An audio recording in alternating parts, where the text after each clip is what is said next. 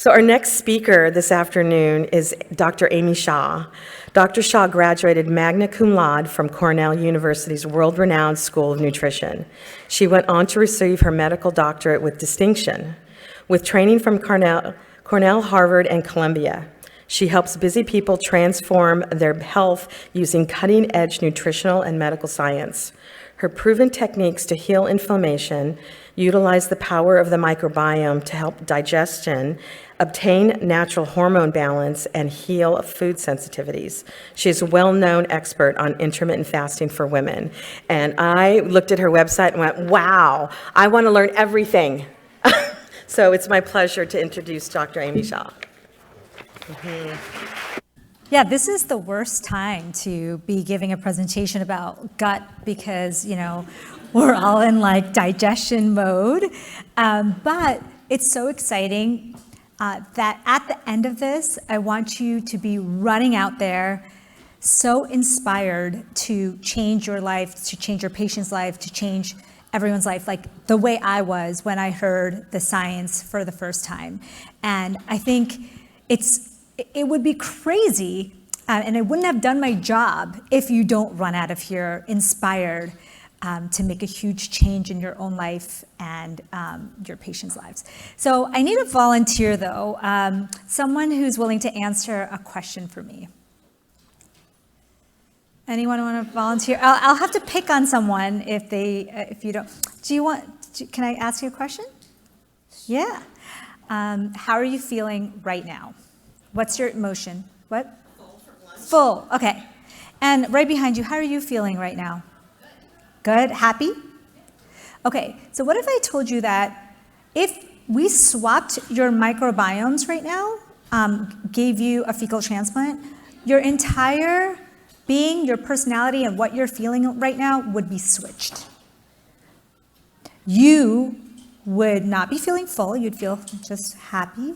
You'd be feeling full. And that's the crazy power of the microbiome. Like we used to think of gut-brain connection like, oh, the feeling in my gut I get when I'm scared or I'm nervous, and that's absolutely true. But there are applications well beyond that. I want to share with you a crazy, crazy study. So they looked at patients who had schizophrenia, and they noticed that their gut microbiome looked different from patients who didn't have schizophrenia. And when they looked at the microbiome, they saw distinct similarities in all the patients who had schizophrenia. In fact, the researchers could pick out which patients were the schizophrenic patients based on just their gut bacteria. So then the researcher said, oh, wait a second, let's look at, let me get the slides. The researcher said, let's actually do a second step. They took mice that didn't have gut bacteria, germ-free mice, and they transplanted bacteria from the patients who had schizophrenia into the germ-free mice. And they transplanted bacteria from patients who didn't have schizophrenia into the germ-free mice. What they noticed was shocking. The mice that received bacteria from the patients with schizophrenia started to develop schizophrenic traits just by getting gut microbes from the patients who had schizophrenia. They didn't do anything to their brains. And then they thought, well, how could this be? And when they looked at the brains of these mice, they found the glutamate signaling abnormalities that we see as a hallmark of schizophrenia. How did the gut bacteria change the brain so profoundly in such a short time? And that's when we knew, okay, this is more than just digestion, right? This is mood, this is personality, this is mental health disease, this is metabolism, hormones, memory, cognition, and even athleticism. I want to tell you a funny story. They discovered that if you get the gut microbiome of elite athletes, guess what changes? Your entire being. You start to develop more strength. start to get the mental strength from the gut microbiome from these athletes. And so there's already a company in Boston that is selling the feces of elite athletes. I mean, would you do it? If you could change your athletic prowess, or if you think about it, you could take Nobel Prize winners, right? What if we took their microbiome and shared it with the world? They would just have to poop and share it with everyone. I mean, it's not that big of a deal, right? So, I mean, the possibilities are just endless. We're not just talking about digestion and nutrients, which are super important. We're talking about changing your entire mental health, changing how you're feeling at this particular moment, your cravings, your desires, the people you interact with. We know that it's linked with depression, ADHD, Alzheimer's, Parkinson's, cancer, diabetes, you name it, and the microbiome is involved, very heavily involved in it. And as you know, like as I gave the example in schizophrenia, it may be like the hallmark is that gut-brain connection. And we think in Alzheimer's and Parkinson's, it's probably that gut-brain connection is what makes the disease.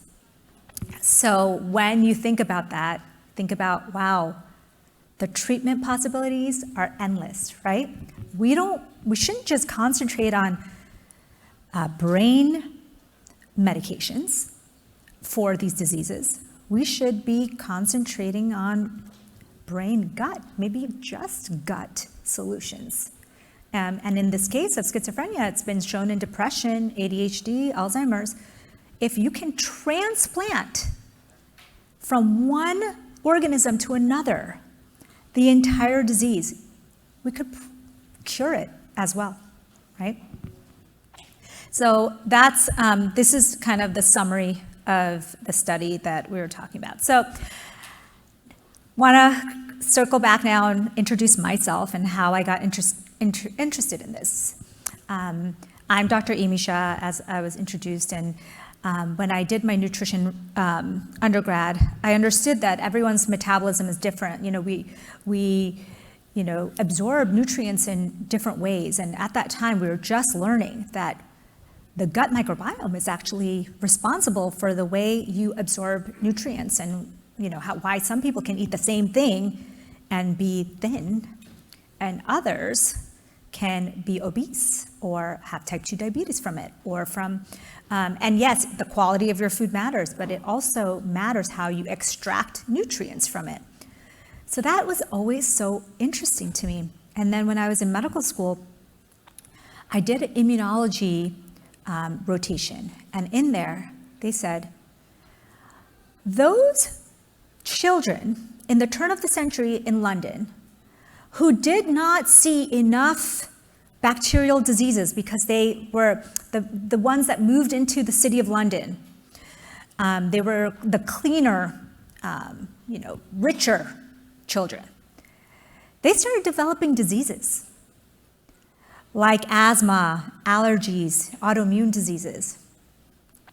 And there was a doctor, Dr. Strachan, who said, well, yeah, it's because their microbiome and their immune system is not getting exposed. There's not enough bacteria in their own bodies, and they're not seeing enough bacteria from animals, from dirt, from farm life. And now they're developing all these diseases. And to me, that was just, it made so much sense, right? That's why we're all here in this room, because we realize that there's something happening in our modern world, our rich, whatever you want to call it, clean, modern world, that's driving diseases. And what if this was primarily because of this hygiene hypothesis, which now we really call the microbiome hypothesis, that you need bacteria. Bacteria are not always foe, that we only have one layer of cells in our own body, okay? We only have one layer of epithelial cells in our entire GI tract. So our GI tract is not just, our gut is not just our stomach, our gut is our entire, from our mouth to the anus, right? And there's only one layer of cells protecting us from the outside world. Well, isn't that strange? So we have these epithelial junctions, we have these one layer of cells, but guess what? We have a 10 times the thickness of that layer of cells of bacteria protecting us throughout this entire tract, okay? So what I think of it is like an army. We have a huge and robust army that is protecting the insides of our body. But in our modern world, we are both purposely and inadvertently killing this army. In fact, you might not know this, but we have at least 50% less biodiversity in our microbiome than the microbiome from our ancestors thousands of years ago. And they've checked this, looking at primates that live in the wild, who also have double the types of species that we do.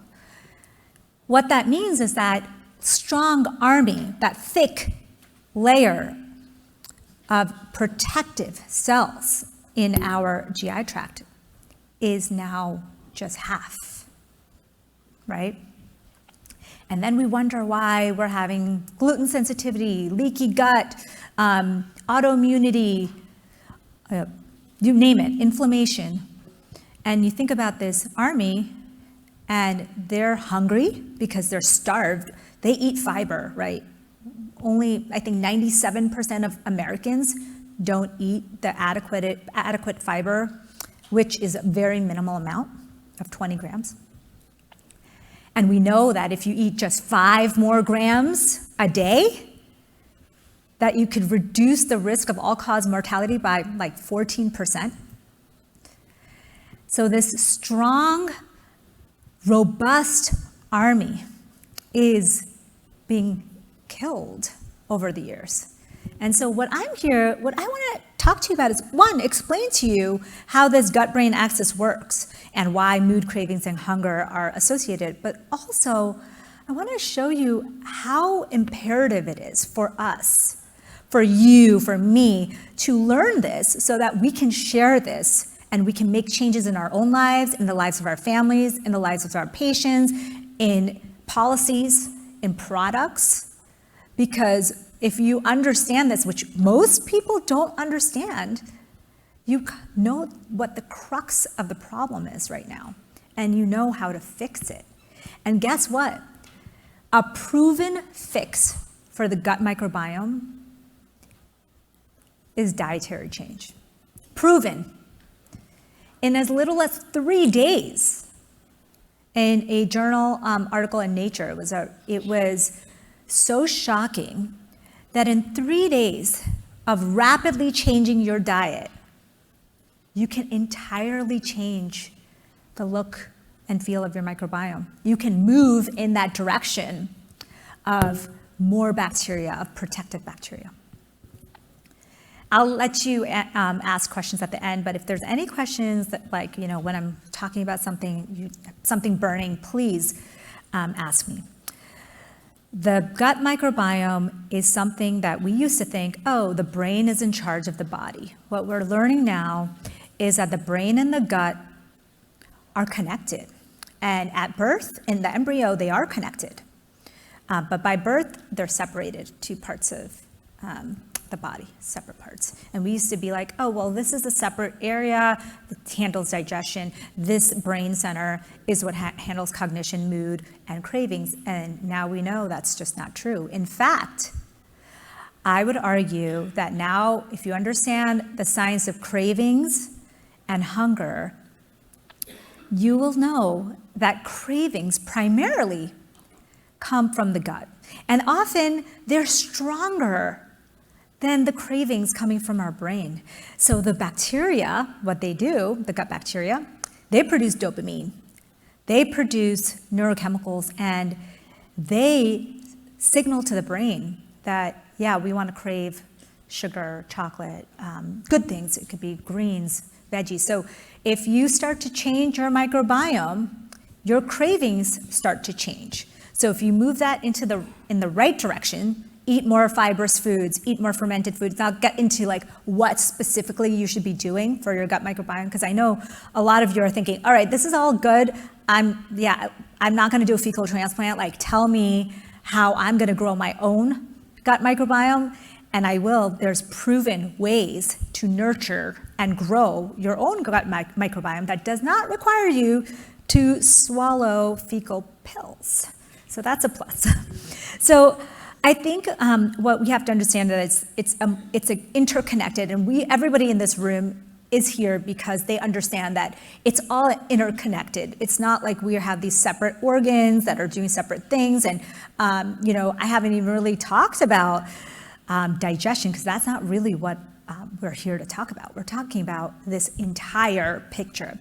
So what we've found out is that when the embryo, when the brain and the gut separate, they stay connected, right? They stay connected through the vagus nerve and our entire nervous system. And it's so profound because that gut nervous system is often faster than your brain. Something happens, you get that sinking feeling in your gut, right? Even before you process it. Something scary happens, your stomach drops. It happens even before your brain can process it. It's a very fast system. But we now know that there are at least five different, very complex ways that the gut and the brain communicate. That it's beyond just that primitive like feeling that you get in your nerves.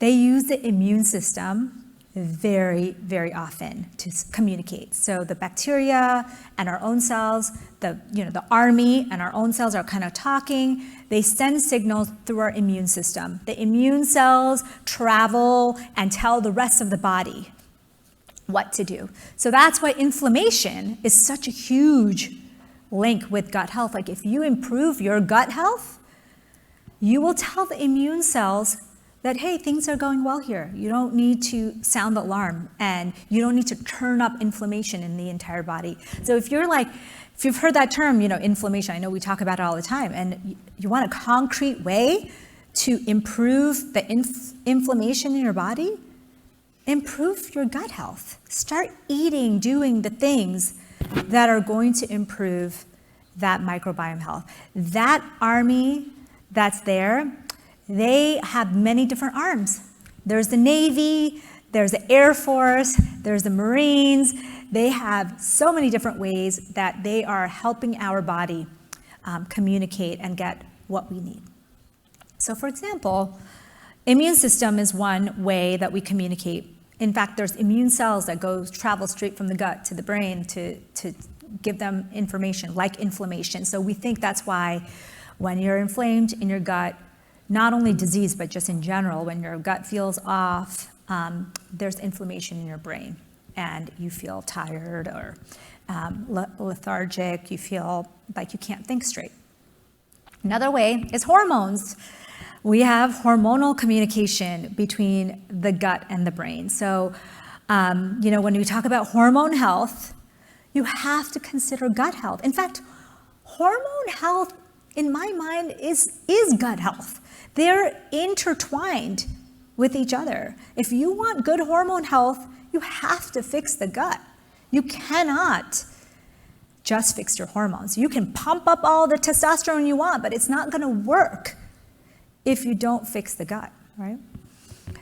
Then we have neurotransmitters. So this is a hot topic, and a lot of people don't like this. They say, oh, what are you talking about? The dopamine in the gut is so different from the dopamine in the brain. But it's not. The dopamine and serotonin, the neurotransmitters in the gut, directly and indirectly affect the levels in your brain. There is a correlation between eating high dopamine foods and increasing dopamine levels in the brain.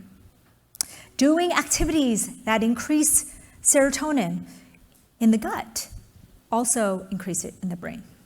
So there's a tight correlation. Neurotransmitters is a very, very strong form of communication, so strong that the dopamine that is produced in the gut, by the way, the gut bacteria that aren't even part of our body, they produce dopamine too. Their dopamine is actually stronger than our own dopamine. And so they can send cravings to the brain that can override ours. So some people say, well, that's the gut bacteria. They're trying to survive, so they're sending signals to the brain to crave more of the things that will make them grow. And so, it makes sense for them. They want to survive. They want to grow too, right? So some people say they're friends, and other people think they might be kind of, in it for themselves because they want to rule, they want to grow, and they want to flourish. But the good thing is that if you feed your body the right foods, if you give it the right inputs, and you grow that army of gut bacteria, they will send the right signals to your brain. You'll start to crave things like, who craves weird things like broccoli or like cauliflower, veggies? Like at lunch, I had like mushrooms and veggies. Like my body craves those things because my bacteria, I presume, are sending signals to my brain, because how else, that's how it works. Like they're helping themselves grow because they know that if you eat more of that, you'll get more of them. So the communication through neurotransmitters is really strong. There's another communication form that's super, super fascinating. It's called short-chain fatty acids. Short-chain fatty acids are produced by bacteria, and they travel all around the body. And the most stark example of short-chain fatty acid production is when you exercise. When you exercise, gut bacteria get really happy. And when gut bacteria get happy, they produce short-chain fatty acids. And when short-chain fatty acids are produced, it goes all over your body and spreads those happiness feelings and lowers inflammation everywhere. So guess what? The best probiotic is not actually a pill. It's exercise. Exercise is the best probiotic you could be using because you have the gut bacteria proliferate, they're happy, we get more diversity, they produce more short-chain fatty acids, we feel better and more calm and less inflamed. Short-chain fatty acids are pretty much, I think many of you may have heard of them as kind of the fountain of the treatment, like the inner fountain of youth and health. Short-chain fatty acids are beautiful and they're produced by the gut bacteria. So now you might be thinking to yourself like, wow, I get it. Like these gut bacteria, they give us cravings, they change our mood, they're sending signals, they're the army, they're deciding what nutrients to take in from foods, how fat or skinny you're gonna be. Well, that's a simplistic way to say it, but you know what I mean. Changes in metabolism and immune health, hormone health. You might think, well, what am I supposed to do about it? Like, well, just tell me what probiotic to take. Like, I don't know. Tell me how to fix this. That's what a lot of people think. And yes, this world of psychobiotics has exploded. And what psychobiotics is a probiotic that you would take that could actually change your mood and change your mental health. So now that we understand the science, the researchers for depression, for anxiety, for ADHD, for anything and everything you can think of related to mood and cognition, they got really excited, and the research is exploding. In fact, we were just talking at lunch. I think it's 2,000 papers a month on the microbiome. That's how exciting it is. People are saying, wait a second. If you understand what I talked to you about in the first part of this, you might say, well, then why don't we just change the gut bacteria and cure depression? Why can't we cure anxiety, ADHD? Why can't we use it for brain diseases? We can. And this world of psychobiotics is taken over mental health and neurology. It's exploded the science. But even today, standing here today, we don't have a clear probiotic solution. Hey, take this probiotic solution for anxiety. Take this one to cure your depression. Take this one to be more motivated. Take this one, when you're tired. That's where we're going. But we don't have that yet. That is the world of psychobiotics. That's what's in store for us.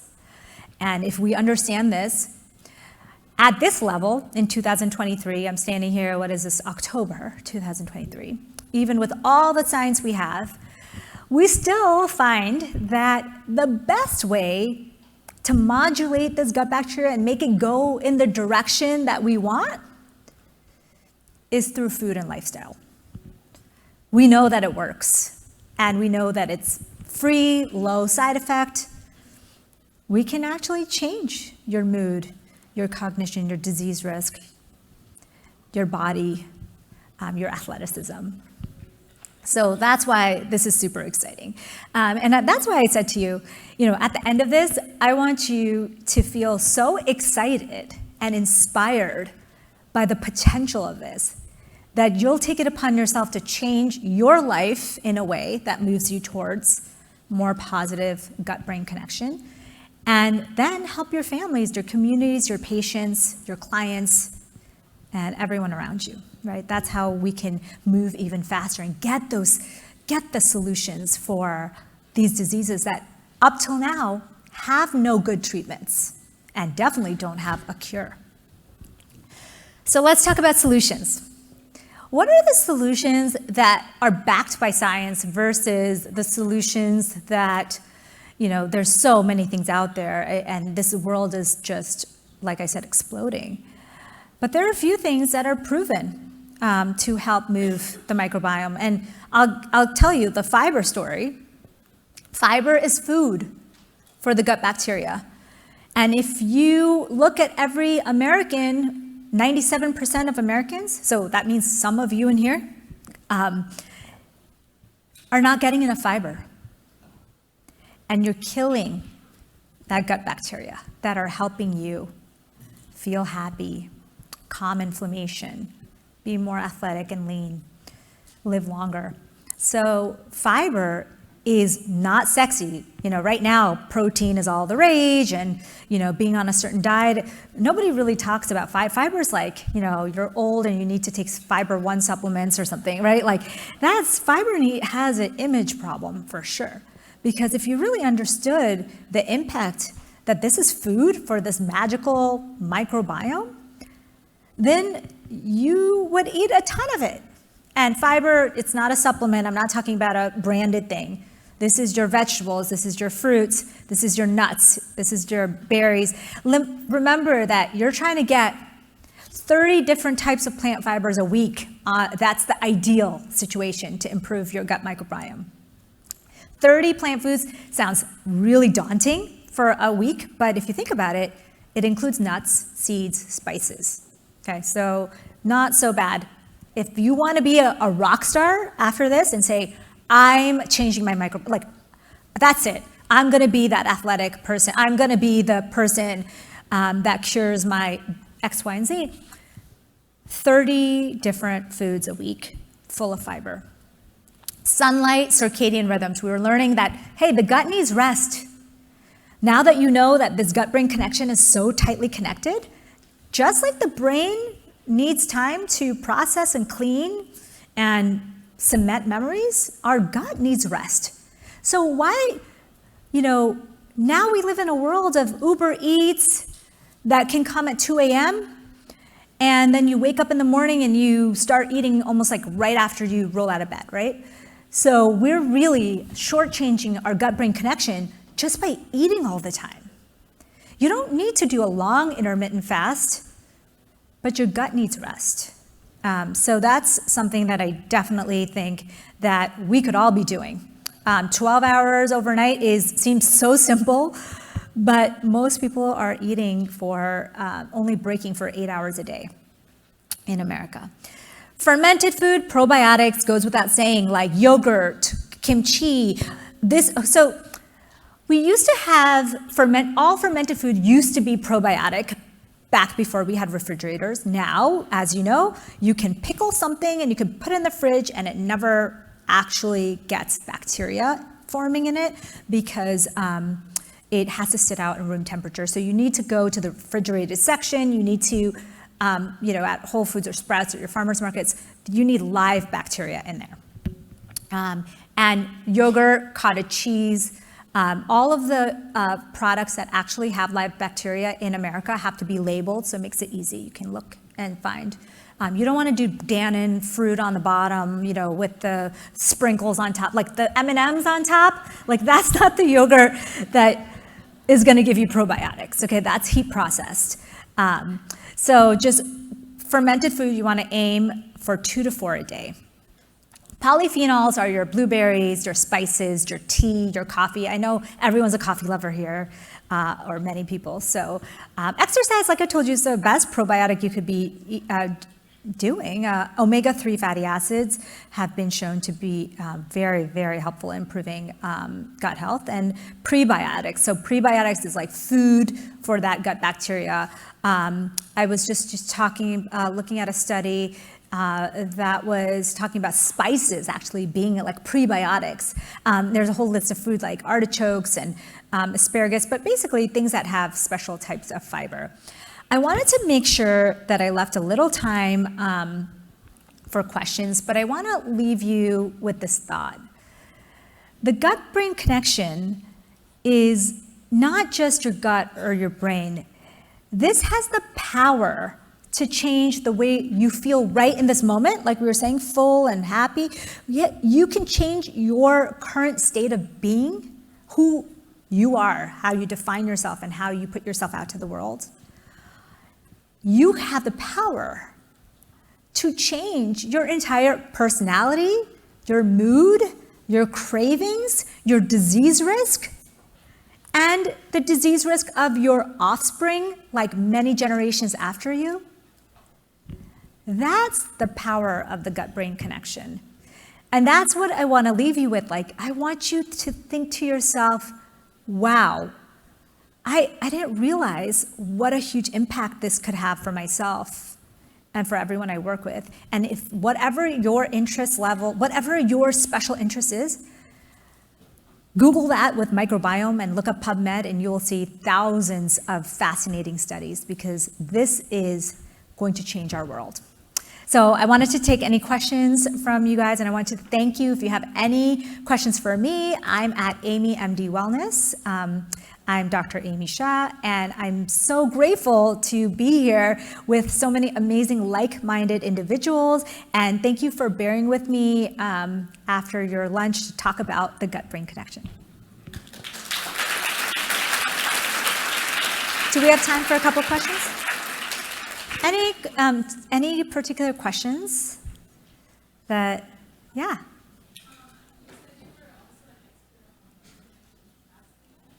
Yeah.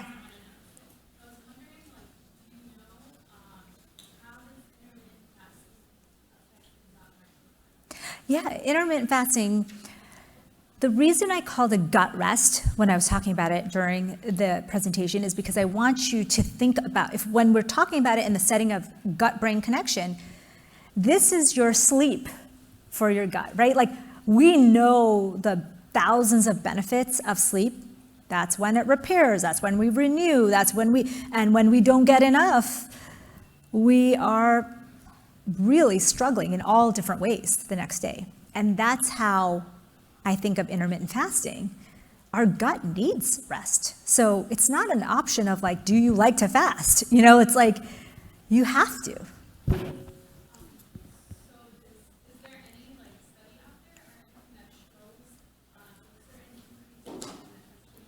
Yeah. There's a good number of studies that show that adequate gut rest, circadian rhythms, so for example, eating in the daytime and fasting overnight, giving your body circadian rest, basically gut rest at the nighttime hours, can be really beneficial for the gut bacteria. Yeah. Thank you. Yeah. Hi.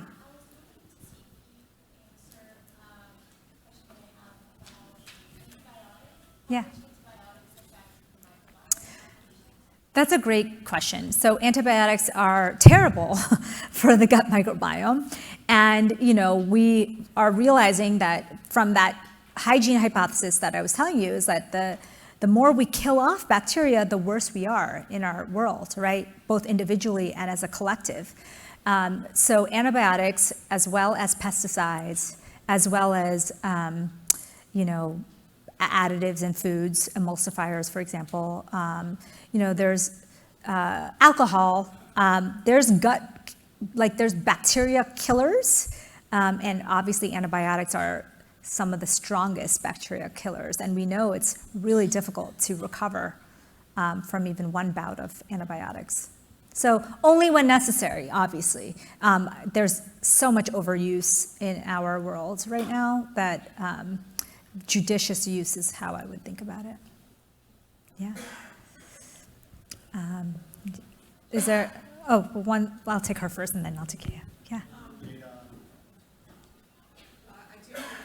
For IBS, Yeah. a lot of times, they're worried because they can't get a lot of different things. Yeah. Because they have problems. And then you talked about the fact earlier, lower. And the question is, there's a lot of questions, should you be giving probiotics with IBS? Right. Yeah, so the probiotic story is really complicated, right? So in some ways, you give probiotics when you want to improve gut health, but sometimes it exacerbates their symptoms. I think of probiotics, unfortunately, like throwing seeds from a plane into a land that you can't even see. So you don't know if the land is barren. You don't know if it's like a jungle and you're throwing cold weather seeds. So it's like yes, you're shooting in the dark. If you have unlimited funds and just want to try it, great.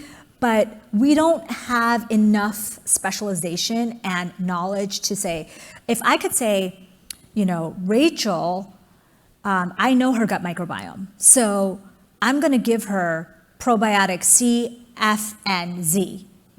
That's going to work for her. That's where we need to get. Right now, we're still at, I don't know what's happening in Rachel's gut. I'm just going to throw everything I can afford at her and see what happens. And sometimes it's irritating, sometimes it works. Yeah, that question again. I wanted to ask, I'm a pharmacist, so for patients who are on antibiotics, what are your best recommendations for how to restore that gut bacteria? Yeah, that's a great question. So we used to think it was giving them probiotics, and again, that probiotic story is complicated. We now know that there's some studies that show that giving probiotics too early after antibiotics can slow the growth of your own gut bacteria. So you want to grow your own bacteria. You don't necessarily need to hit them hard with probiotics. I would say that the things that we talked about, like improving your sleep, stress, exercise, improving your diet, being number one, is the way to restoring that gut. Having them eat gentle fermented foods, yogurts and things like that with live cultures so that they can slowly restore their own gut bacteria. The matrix of food seems to hold the bacteria in a special way to introduce it to the gut that seems to be much more tolerable and effective than giving them simple probiotics. Do one more question? Yes, we can do one last question, yeah. Yeah, you can. Are we able to get the same types of microbes in organic foods as opposed to those that are non-organic? Or I know we're getting away from pesticides, but are we actually getting the same microbes in organic foods as well? Yeah, you beat me to it. I was just going to say the pesticide story is the problem. Is the more the pesticides and the more stronger the pesticides, the worse it is for your gut bacteria because it's kind of poisonous, right? Of course, getting food from your garden that has a little microscopic bacteria on it already, is the ideal situation. But then getting food that is not filled with pesticides is the second solution to that. Yeah. Are there any good emulsifier versus bad emulsifier? Or all the emulsifiers are bad? Oh, yes. So there are, yes. So I can give you that information after the specific emulsifiers, because like emulsifiers that we often use in ice creams and frozen desserts that you get at the conventional grocery store are the ones that have been linked to poor gut health. Whereas there are emulsifiers, obviously, that are natural and that don't irritate the gut as well. But in general, emulsifiers that you see in frozen desserts are like the worst. Okay. Thank you so much for having me. I really, really appreciate it.